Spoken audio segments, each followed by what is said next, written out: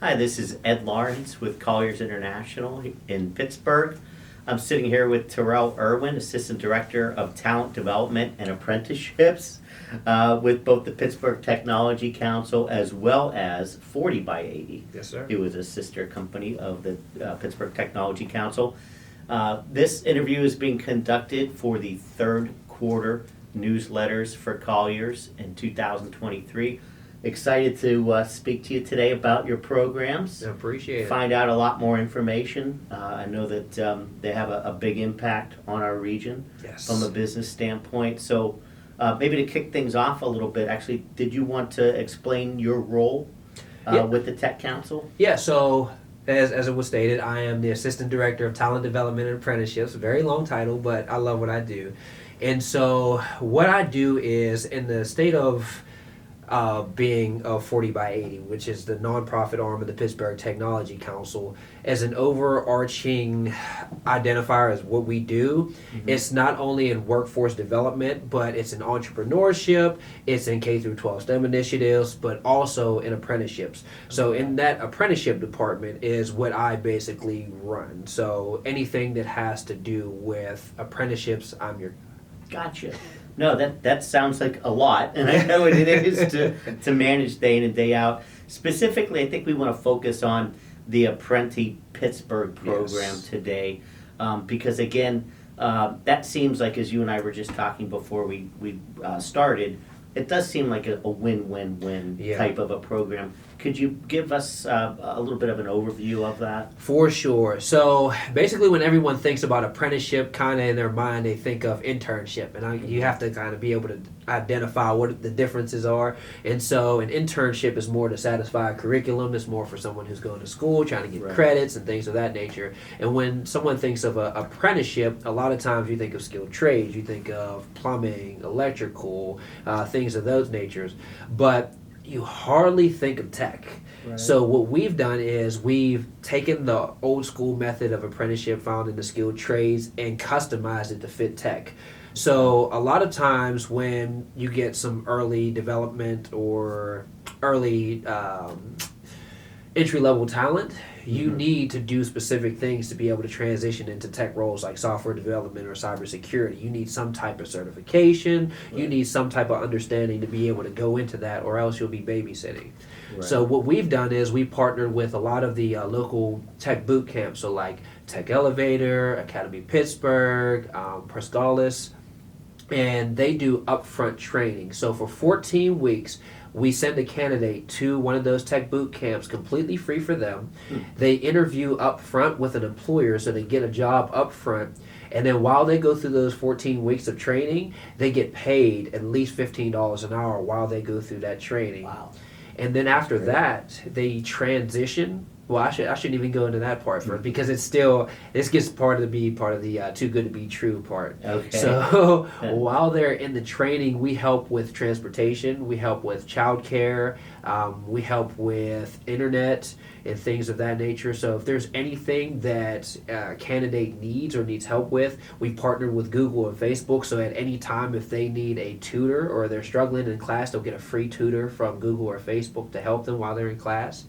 And then they transition after those 14 weeks into on-the-job training. And so they're at that company who's actually employing them for a year, and they earn more as they learn more. So say if they have that $15 an hour while they go through the training, once they start day one on the job training at that company, they jump up to 60% of their final salary.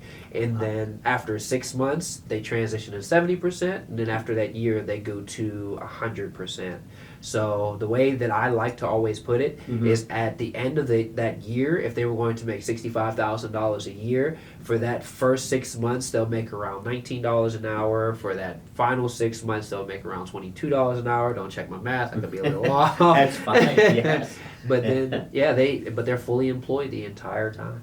That's amazing. And generally speaking, how has the program been received in the marketplace? It's been received really well. So in our first year, we placed about 30 apprentices, and all making over $60,000 a year. And we've had over a 94% completion rate It's been over 96 or 97% completion rate outside of the boot camp. That's fantastic. And our numbers have even exceeded that of the traditional person going through a boot camp outside of our program. Yeah, that's great. Well, I know just having a son that's a senior in high school, and you look at graduation rates from your typical four-year college, even, Right. and they're not barely Right. do they touch 90%, most of them. So Right. those are fantastic numbers. What are some of the challenges related to the program and taking it out to the marketplace, and where do you see some opportunities perhaps in the future? That's good. That's a really good question. And so, one of the biggest challenges is because we are a state and federally registered apprenticeship program. Okay. So, there is a lot of paperwork, there's a lot of going back and forth with the state to make sure that we're compliant. And that generally is all of the problems that we have. And the only other issue is depending on the job market. If people are hiring those specific entry level positions, because we are a upfront job program. So the candidate has the job up front. So if the company doesn't have the job, then we can't do that specific position. Got But for the 10 companies that we've worked with so far, it's been phenomenal. Fantastic. They've all came back with good reports. We've had 3 or 4 of the companies come back again to get more apprentices.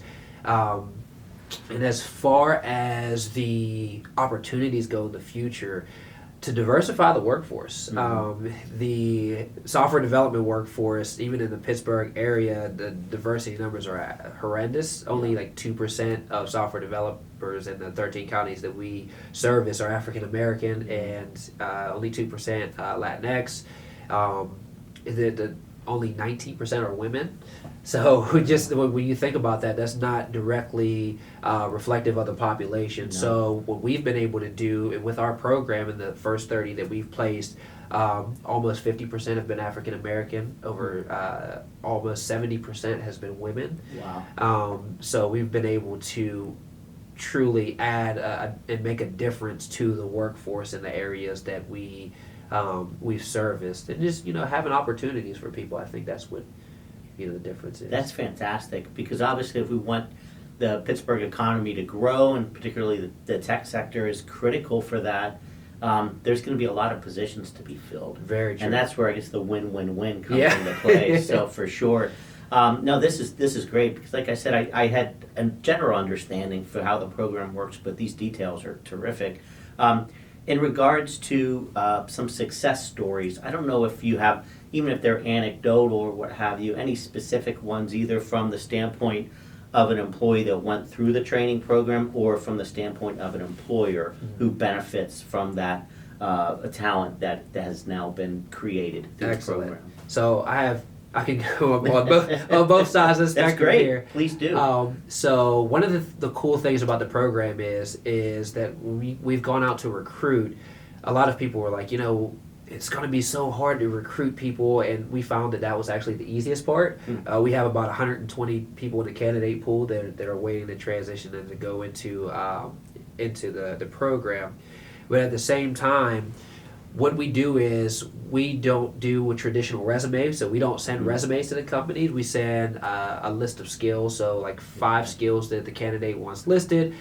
Maybe if we don't want there to be any bias, so you only get 2 initials, and then so say if someone was a manager at Burger King, they would have listed great managerial skills, great time management skills, and then that way, just based on their soft skills and their relationship of getting to know the person, is how the company picks the candidates. Okay. So we had an employer that wanted to interview, I believe, 4 candidates, but they only wanted to hire 1. Okay. And they ended up hiring 3.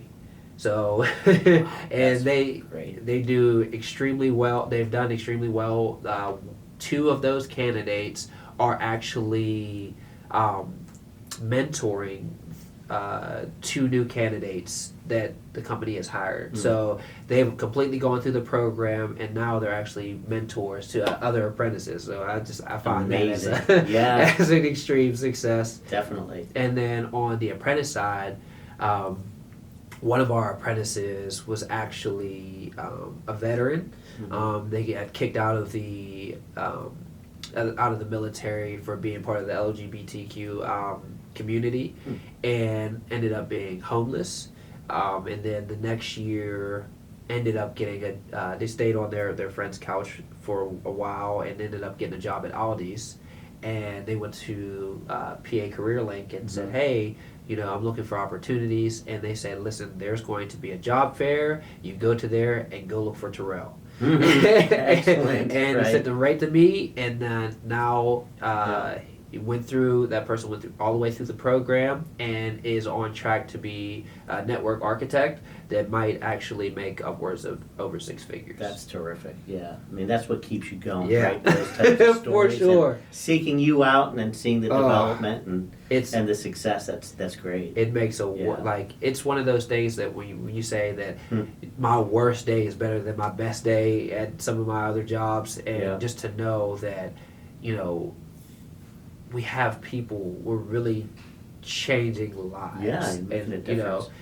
So there was like a couple things that I forgot that we do that I left out. So like even the company has to provide mentors while they're doing on the job training. So they have to provide between 2 and 3 mentors, and then also throughout the entire process, I connect with all the apprentices. Okay. So I send motivational quotes like every day or every other day to try to inspire, because it's a lot of work. Yeah. And then we have an alumni program as well. So all of the alumni that are in the Slack channel, if any one of the apprentices are having any issues and they need to talk to someone who's been through it, they have a chance to be able to connect with some of the alumni as well. Great, and that's how it grows, right? Yep. Just from there, exponentially moving forward. So, well, listen, this has been great. We don't want to take any more time away from your efforts because it's such outstanding work that you do. So, again, Ed Lawrence with Colliers. I've been sitting here with Tarelle Irwin, the Assistant Director of Talent Development and Apprenticeships. That's it. With Tech Council, Pittsburgh Technology Council, and also 40x80. It's been a real pleasure. Continued success. You're doing great work. Thank you so much. All right. Thanks so much.